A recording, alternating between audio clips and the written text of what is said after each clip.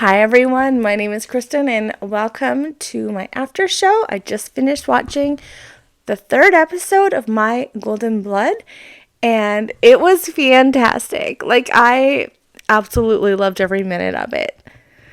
The show is just getting better and better and better. There were some things that got revealed in this episode, which I think is really, really cool, especially about the vampire-ness lore, whatever. So we already knew that I'm assuming this is for all of them, that they couldn't taste or smell. But the other thing that was kind of revealed was they don't need to sleep. But when Mark was having his flashback and he was explaining to Tong whatever, he also said oh no, he wasn't explaining to Tong, he was looking at Tong. He didn't feel anything. That they don't feel so sad or love or anything like that. I'm guessing they don't feel anything, which I thought was very, very interesting. So not only has his sense of smell been awakened, we found out very much his sense of taste has been awakened. Sorry, they can't smell anything but blood.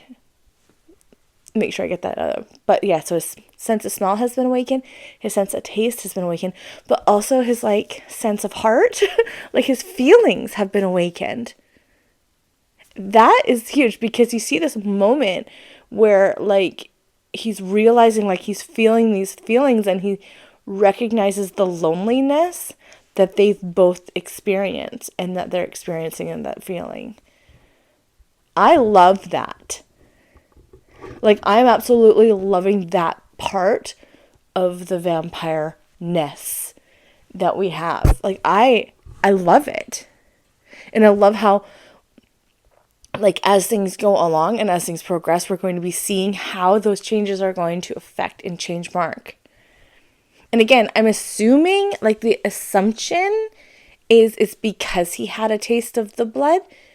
But what if it's just not just that, because he has so little, what if it's that, but what if it's also just something about the two of them?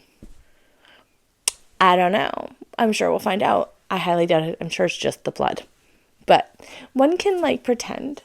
It's the power of love. The other things, what else happened? Okay, so we got some backstory into Mark. One thing I wanted to know, how does one become a vampire? What was Mark's story? So it looks like he was ill. It looks like he, was at least paralyzed from the bottom down because of the picture of him in the wheelchair when he was young. His dad was a physician. I know in the synopsis, I think he's 200 years old. So this would have been a long, long time ago. Obviously, I don't even know why I had to add that in. And he was literally dying and in immense pain. And then Tara came and changed that, but also changed him from human to non-human, and then all of those things, including the ability to feel. And I wonder, because he stayed, it seems like he stayed with his dad longer.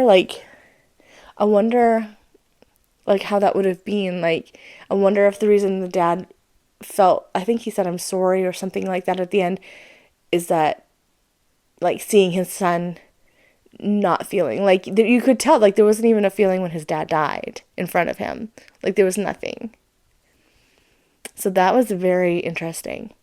Very interesting. I feel like this episode was very full of, well, that was very interesting. Nothing that really explains anything, but more just goes, ooh, interesting. When Tong went with Mark to the medical center, I was like, dude, I get it. I'd want to get out of the house too, but I was like, you're taking him literally into this den of vampires.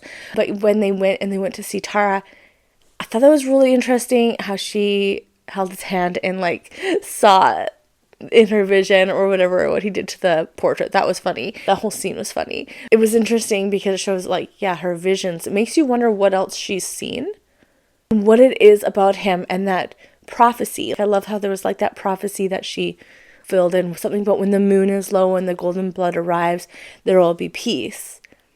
I feel like it's not just as simple as keeping him awake until that moon, or not awake, keeping him alive until that moon, like that time. Maybe how they keep saying like when you're 21. So maybe that's when that moon is supposed to be. I'm worried that they're going to have to sacrifice him or something for the peace. Like, I don't know. That's my concern. I have a lot of I have concerns all over.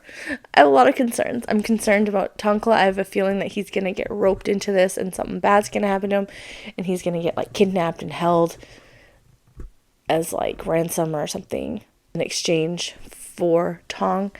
I think Tong's the kind of person who would do anything for his friends and family, which leads us into him going back and finding out that the person who's basically viewed as his mom has known the entire time, and the betrayal he felt. Which, I mean, like I said in my reaction video, fair. I can understand feeling that way, because up to then he kept talking about just how much she loved him and how she treated him so wonderfully and kind, and he was special.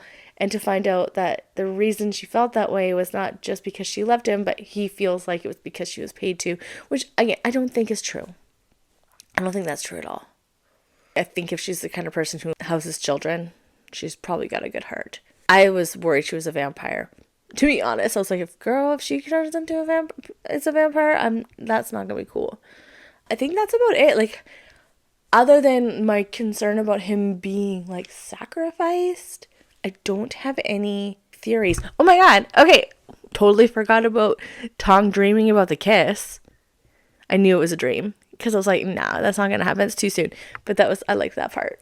Anyways, that is it. I would love to hear your guys' thoughts on episode 3, on this series, on how you think it's going. I just love chatting with people in the comments. I will see you for episode 4. It's gonna be good. Bye.